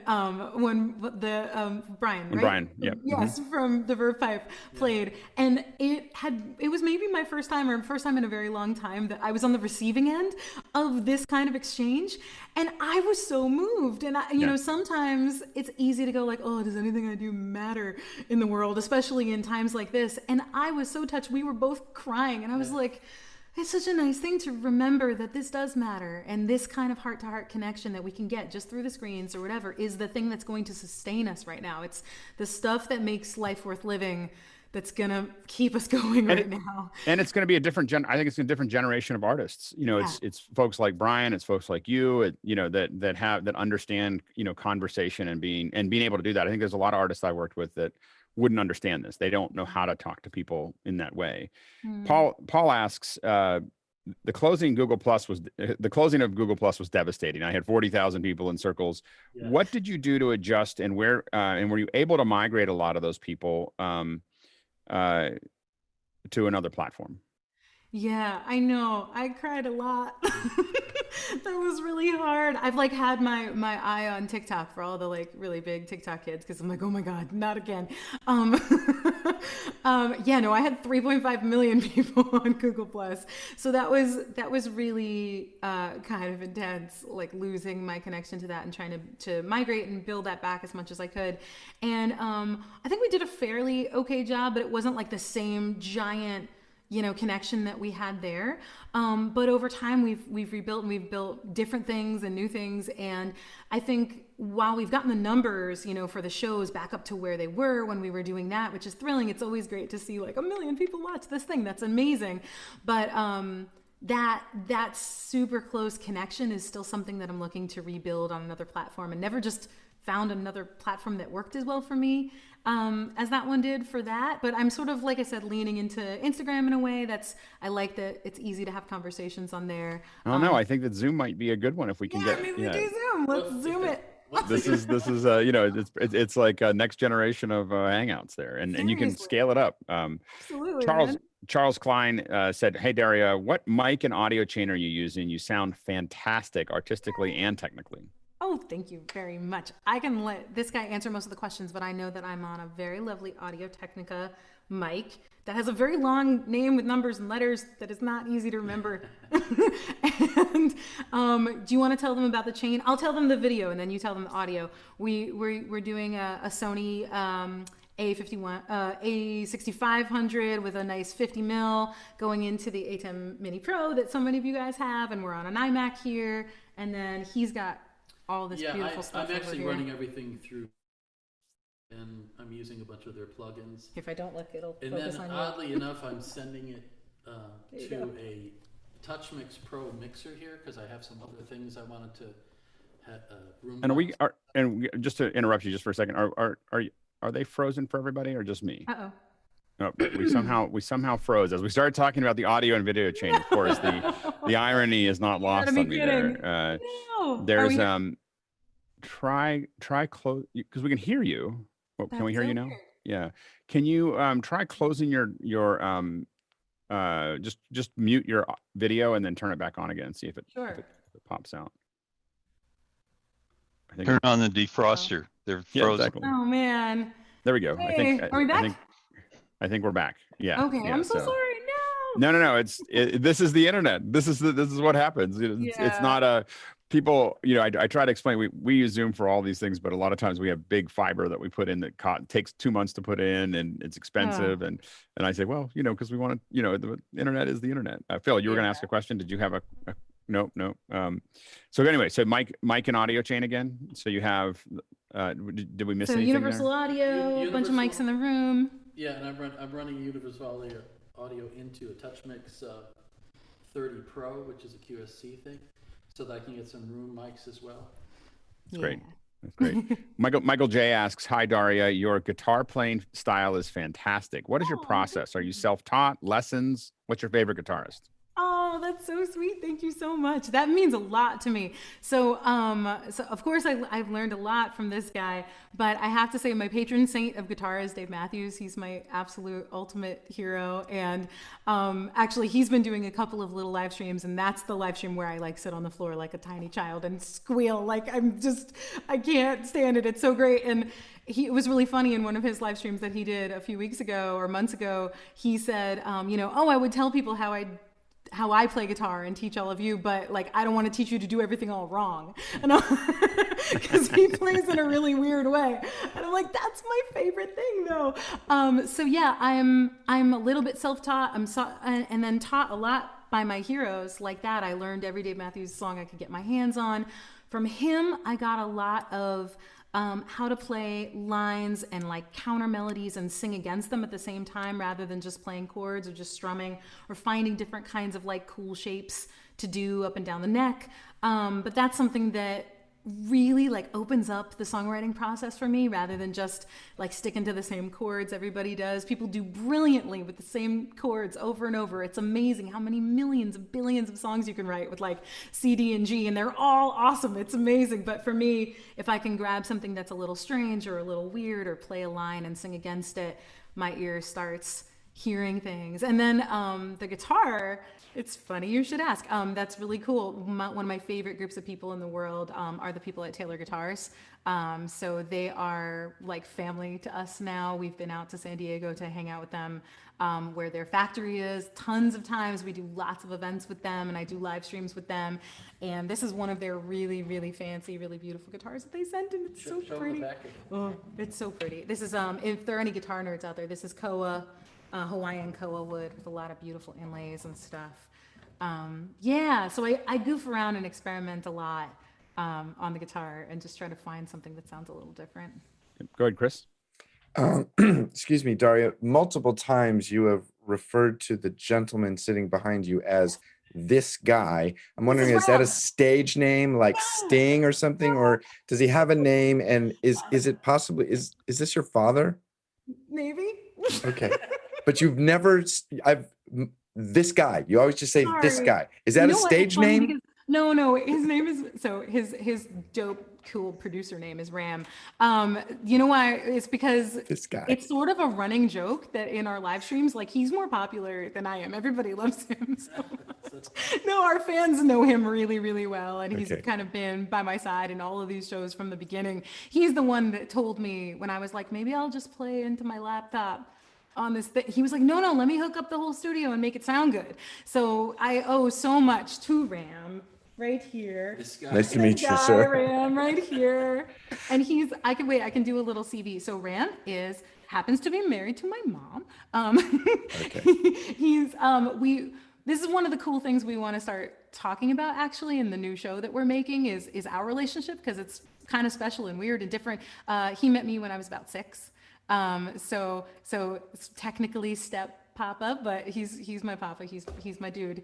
And we have this super incredible close, don't cry, relationship that we built over many, many years. We didn't like each other very much at the beginning, but but we figured it out, and it's been super rewarding, I think, for both of us. The strange thing is that the name Ram are my initials. Yeah. My name's Richard Allen Musk. But we You're didn't telling want, them everything. Yeah, we didn't want the Partridge Family thing when we started. We didn't want to seem corny. And we didn't want to do that, so we wanted to make it about her. And, yeah, so that's how that. And he looks super young. Nobody knows. Now they're gonna know. It was very consistent how you always said this guy. It was literally like maybe it's a stage name. Yeah.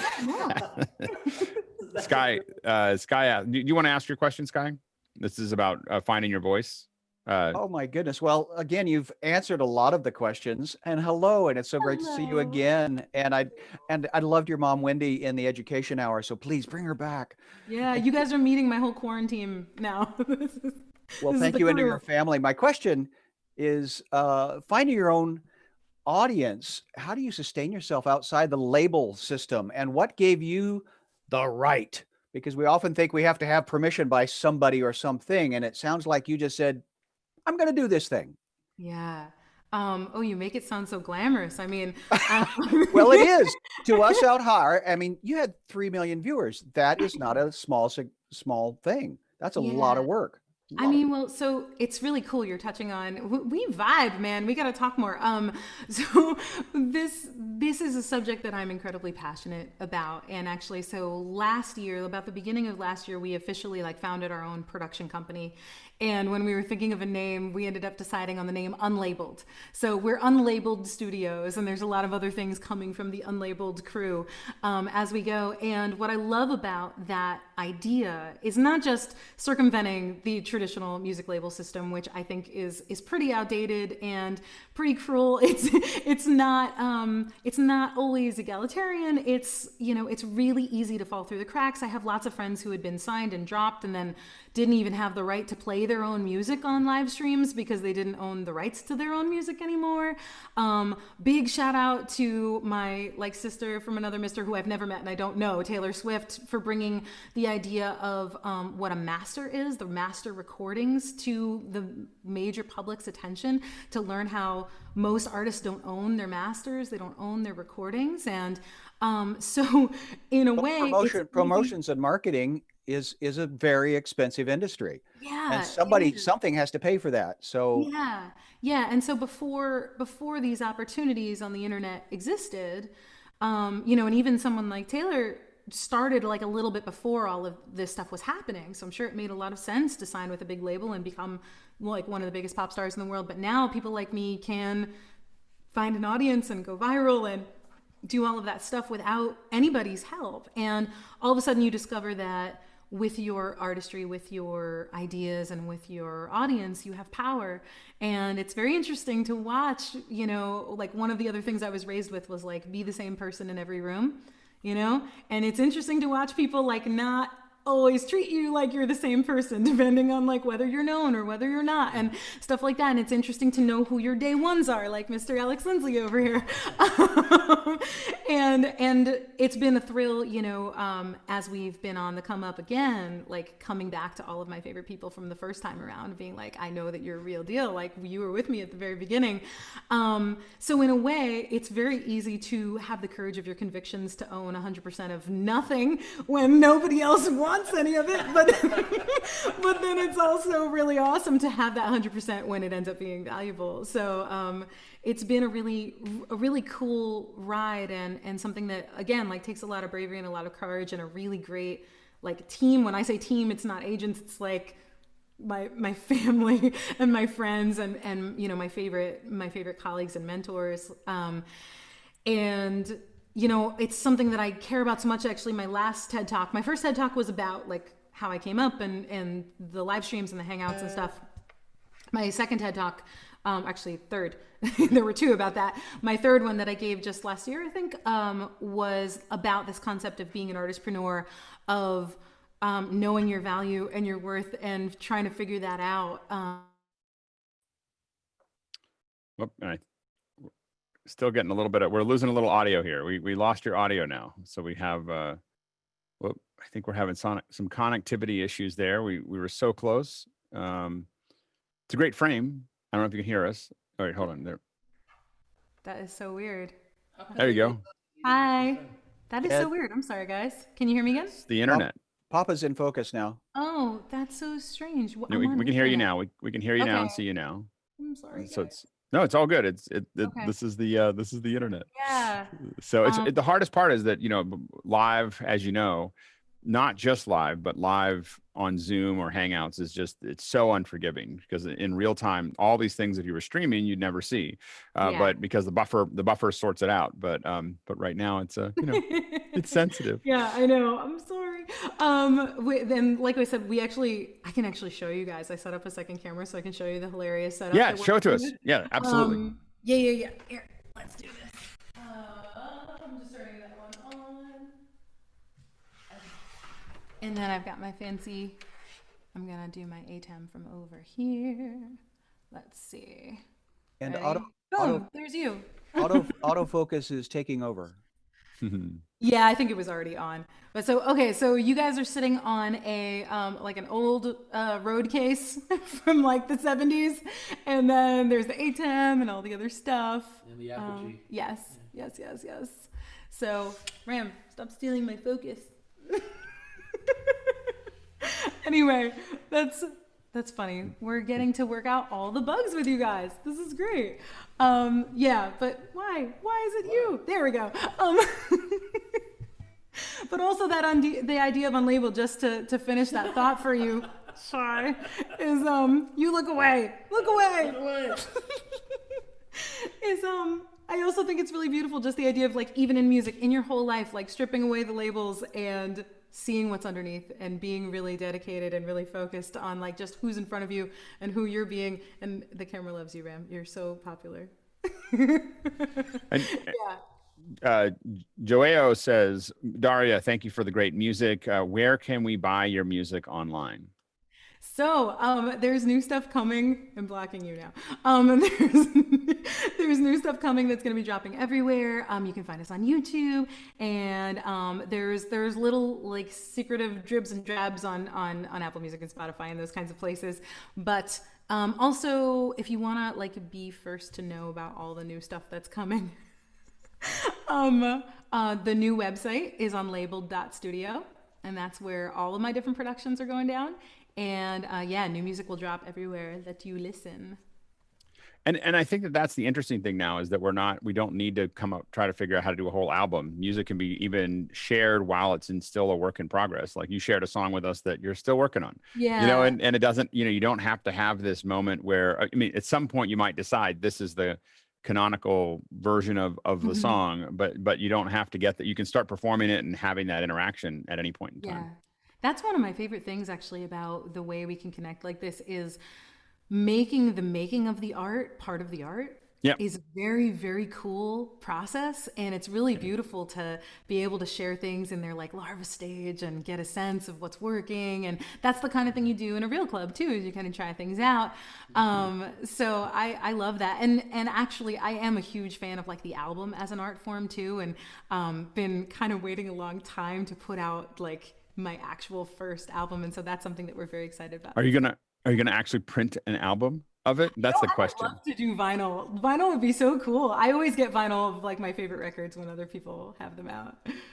I feel bad. When we were in the radio station, we got so many of them that we turned them into vases. So we take them into the kitchen with the gas stove, and we'd soften them up and put them over top of a 7-Eleven thing and push another 7-Eleven thing around it and pull it all out. They're beautiful vases, but I look back now and I'm like, I probably should have kept that. It probably would have been good. The Sky also asked, do you consider yourself an artist or a craftsperson? And what do you think of the difference? That's so interesting. What a great thought. I never thought about that. I consider myself an artist. That's usually the phrase that we use.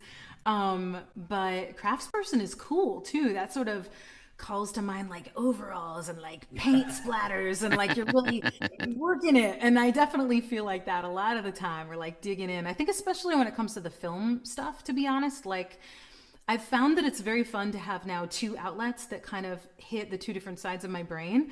And music for me is always on the ethereal kind of spiritual side. And it's very fun to do the like puzzle pieces of like putting together a song and working out the lyric and working out the concept. And that has a little bit of that logistical thing sometimes, but a lot of the time, my favorite things that we write are the things that drop out of the sky and we feel like we had absolutely nothing to do with. Whereas with video, when I'm filming, like when I'm behind the camera, I feel very present and like kind of in love with everything that's in the lens. And so that's my favorite part of filming. But then editing is very cool, like, you know, sort of puzzle pieces, you know, putting together some sort of like Tetris thing. And I like that too. It's a lot of fun. Yeah, I see all of my Tetris brothers, my brethren. Yeah, it feels like that, doesn't it? It's fun. Absolutely. Blair Anderson asks, do you ever experience creative block? And if so, what tools do you use to break through it? Yeah, that's a great question. I'd love to hear you answer this too, because Ram is always writing, which always blows my mind. Like he's constantly, I'll be like, I wrote a song, and he's like, I wrote a symphony. I'm like, damn it. But I think that, you know, again, being raised by professional musicians and artists, there's a sense of like, you know, you use inspiration all the time, and then when it's not there, you do scales and you do your work, and it's always hidden in there. It's always hidden in the scales and in the notes, and it's never far. Like you can walk away, but the faucet never actually goes off. But when it comes to kicking it back up again, I think for me it's like trying to find chords that I don't know, or trying to learn a song that I love that I've never learned how to play before, and ultimately something will, you know, I'll make a mistake and my finger will move and then something cool will happen.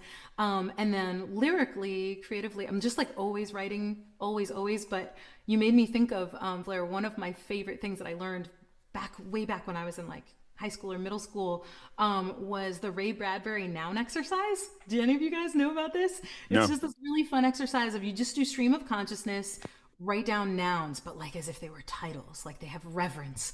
And so you just go like the laptop, the rug, like the tree outside, you know, and suddenly like you start to get like something sparks, you get these intimate details, and all of a sudden, you know, it makes you feel something and a story starts to happen. And that's a really good one to lean into if you don't know where to go with your lyrics. What would you say about that? Well, I think it's interesting. From my experience, the only time I have a block is when I try to demand something from the muse.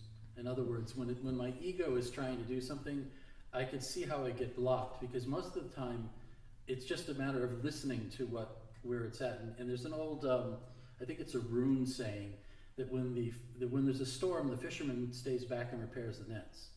So if you're feeling blocked, then probably the muse is saying you need to practice, you need to study, you're lacking information to receive what I'm sending you. And I've had that happen as I've become better at playing. And different music has come to me that I might have imagined before, but I couldn't execute it. Yeah. So it's really just show up. That's what I decided. I just show up, and sometimes it wants to write something I'm not interested in writing. Mm-hmm. And I find that out the next day. Like I do a thing where I do people's names. I make compositions out of their names. This thing is so cool. And the strange thing about that is that it's choosing all the melodic notes for me. So it has nothing to do with my personality. And when I started doing it, I really thought it all sounded like crap, because it had nothing to do with what I would like. And I would come back down and listen the next couple of days and go, oh my God, I can't believe it. And there was all these inner lines happening, you know, just by the way that the letters from the first name and the last name and the middle name came together.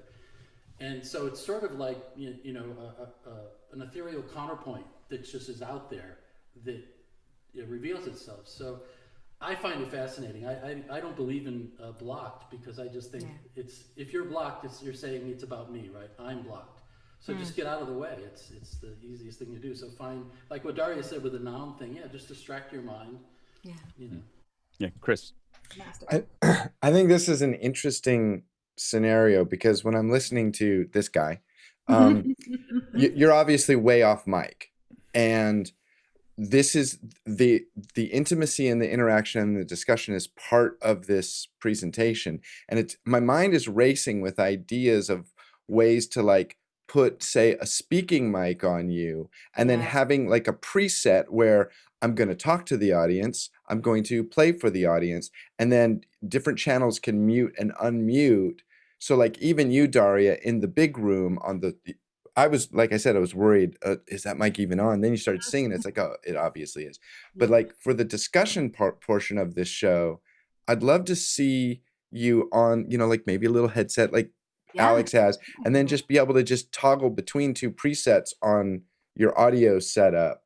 Totally. We want all the help. We're, you know, we've always been honorary nerds, honorary members of this community, but we're music natives. So I see, it sounds like you're playing through like a DI in your guitar, or are you, because I saw you at a knob. Yep. The guitar, then there's a mic you can't see. Okay, so there's a, here. And then he's got these beautiful little condenser mics. Yep, I see that. Here. So that's what you're hearing when he's talking. So you're right. Understood. Now, and this guy, I'm going with that. I'm branding. We're gonna brand that right now. You do not have a DI. You're only playing on the condenser in front of you. Yeah. Oh, okay. By the way, the bass sounds great. So, and then those actually 5 devices with your vocal mic, what are they all plugged into? Everything's going into the universal audio except one of the mics and everything else is coming through the mixer, and then there's another mic attached to this mixer as well. So do you have 2 more channels available? Oh, sure. I got 32, so I'm only using. And we're gonna run out of. I'm gonna cut you off here. We'll do another tech call there. So let's do it. Let's talk. Yeah. I'd love to figure it out. I want to make sure that I know that I have a production in about an hour. So I'm gonna I can't let it run way over, and I want to hear one more song before you leave. Can you play us one more song? Yes, of course. All right, go ahead. All right. This song is called Lift, and I hope it lifts your spirits, everybody. And there's a little secret surprise in there for Alex at the end. Okay. Ready? Cool. And we're so open for all of the consulting about the audio. Yeah, thanks for having us. We really Seriously admire you guys, and it's always been through this thing that what we call the geniuses that actually helped us through everything. So thank you. We love you. Okay. Yeah. Lift me up, lift me up, lift me up again. Used to be a struggle, now I'm weightless, weightless, falling out in the sky, and I'm just a speck, lost in anonymity and starlight sunset. Feel the weight of the world on my chest, all the hurt and the unrest, bonfires burning on the TV, and when I try to reach, there's so much holding me down. All odds against gravity, suspended in between black and blue. Lift me up, lift me up there. Now that I'm falling back to you, lift me up, lift me up, lift me up. When I'm down, to let my feet touch the ground. Lift me up. When I'm down, don't let my feet touch the ground. Lift me up. Oh, oh, oh, oh.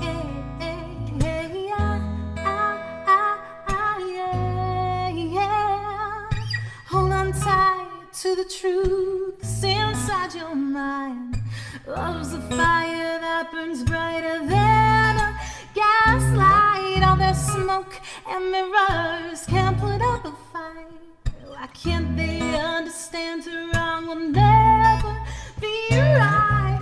I've seen this film before, 1,000 sequels and more. I'm tired.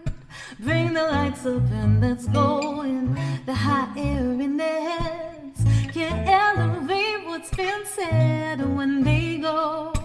Oh, you know what we do next. Suspended in between black and blue. Lift me up, lift me up there.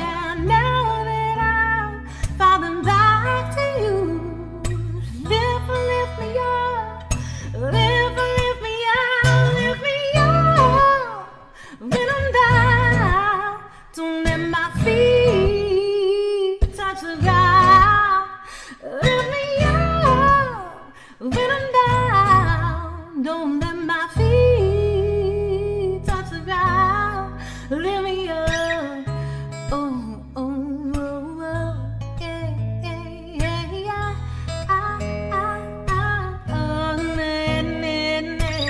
And I see you coming over, and you see me in the light, and you try to push me over, and you cut me down to size, but odds against gravity, yeah, seems so hard, but I'm alright.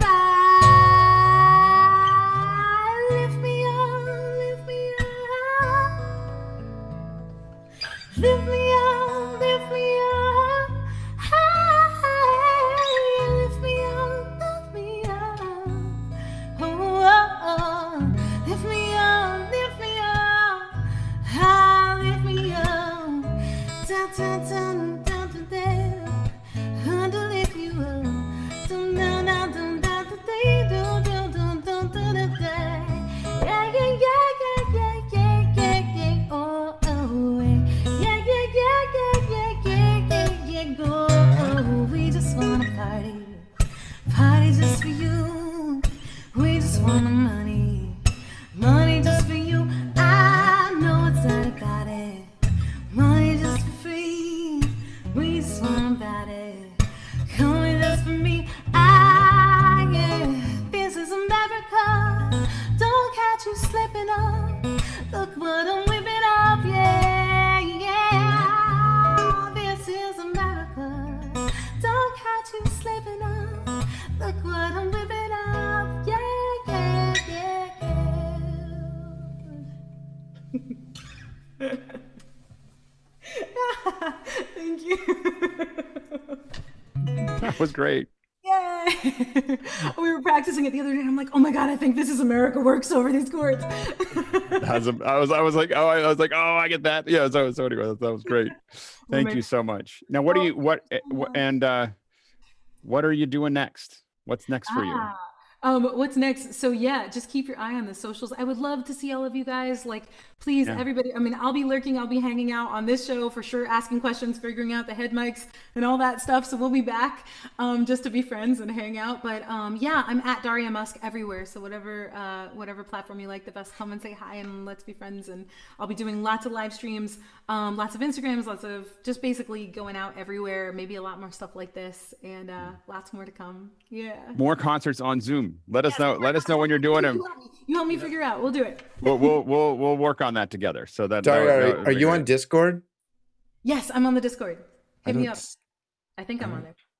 I'm on there. Yeah. I should. If you're not, we'll figure that out. So all right. Okay, we're all holding Alex to that. Lots more concerts on Zoom.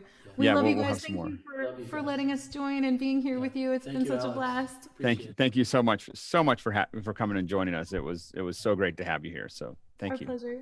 Absolutely. You fill my soul today. Thank you. You fill my soul. Yeah. All right. Well, thank you so much, and thank to everyone for coming and hanging out with us again.